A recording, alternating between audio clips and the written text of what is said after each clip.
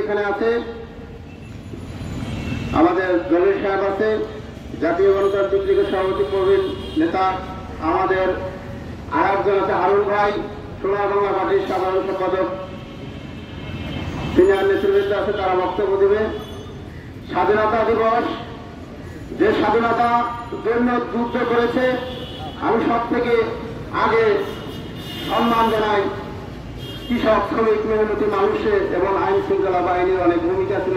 Police ভাইদের ধন্যবাদ জানাই, স্বাধীনতা সংগ্রামে তারা অনেক ভূমিকা রেখেছে। এই আরো সম্মান জানাই, শ্রদ্ধা জানাই লাখো শহীদের স্মরণে যারা জীবন দিয়েছে।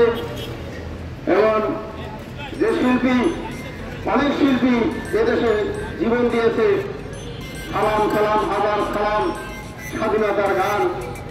তারপরে শাহনাজ রহমাতুল্লাহ কত সুন্দর করে সব কথা জানালা খুলে দাও না, নজরুলের তোরা জয়ধ্বনি কর, অনেক গান আছে। যেহেতু সংক্ষিপ্ত, আমি বেশি কথা বাড়াবো না।